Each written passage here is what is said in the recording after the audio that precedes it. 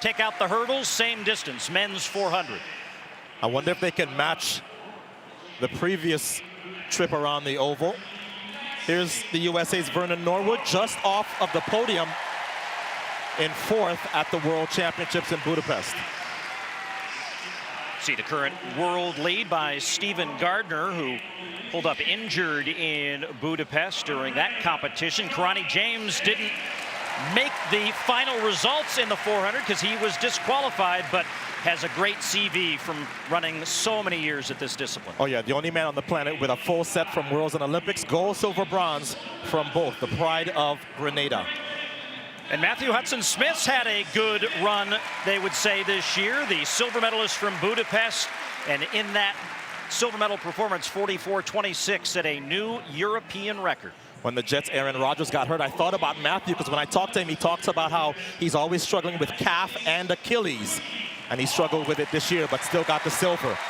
As we look at the bronze medalist behind Matthew Hudson-Smith, that would be Quincy Hall of the United States. Personal best 44.37 for that bronze in his World Championship debut.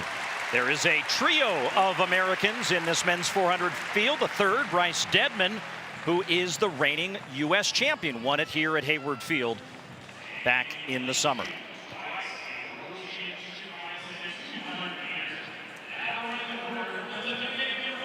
Ogando will be the next out of the tunnel. He competes for the Dominican Republic.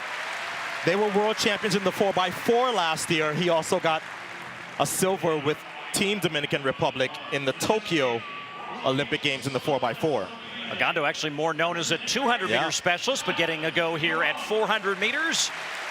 And Baron of France will round out the field, the 28-year-old third at the French Championships this year, as this crowd embraces this. This is a big day for Tracktown and sports in general, as the football team has their home game against Hawaii a little bit later on, and this day one. So a lot of pre-game, post-game, another pre-game, another post-game. City's alive, and they're packing the stands here at Hayward, and Hudson-Smith and the rest of the 400-meter guys get into the blocks now. Well, if that Oregon uniform has the same magic for them as it did for Rai Benjamin, I guess we expect our winner to either be lane 3, 6, or 9. It's a wide open field, though. No clear favorite. Hudson-Smith in 5. James, the Olympic champion from London, is in 6. And Norwood, just off the podium for the United States, is in 7. Men's 400. Uh-oh. Let's not start that today.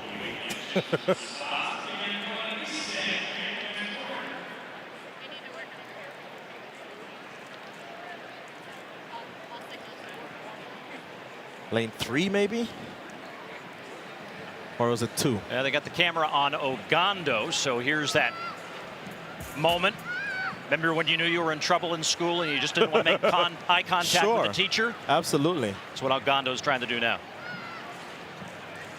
And if you know nothing about track and field and you're just joining us watching a great track and field meet, there is almost no reason to try to guess the gun in the 400. It's just such a long race. So we'll wait to see what... Oh, wow. Lane 2's been disqualified. That would be Ogando.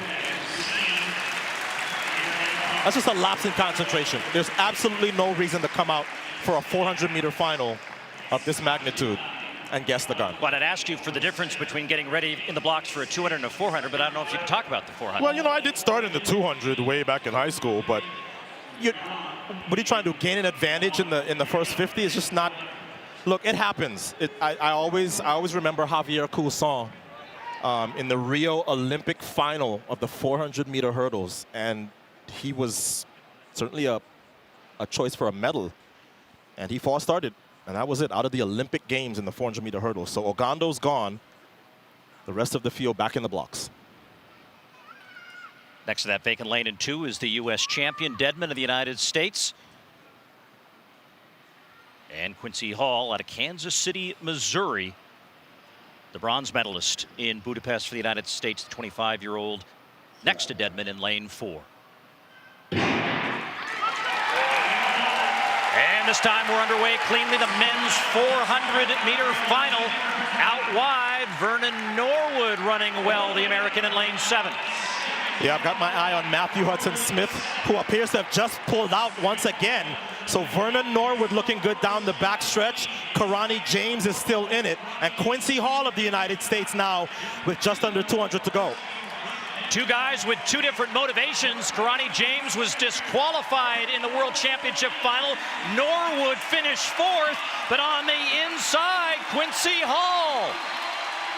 Hall and James now stride for stride, and Karani James will get across the line as he wins a Diamond League championship at 31 years of age. Nobody's going to lose in that uniform, apparently. So Karani James, who is now 31, has been winning races at this venue since he was 18 years old.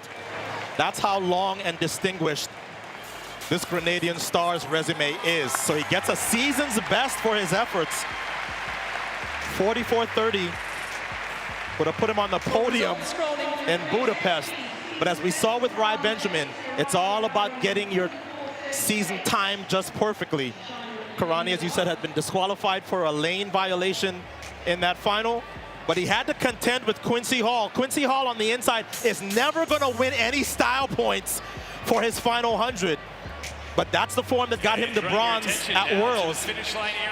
It just wasn't enough today. Karani James, we remember all his battles with LaShawn Merritt back in the day, and now he's taken on the current crop, and he's still competitive, and he'll be the Diamond League champion for 2023 once again.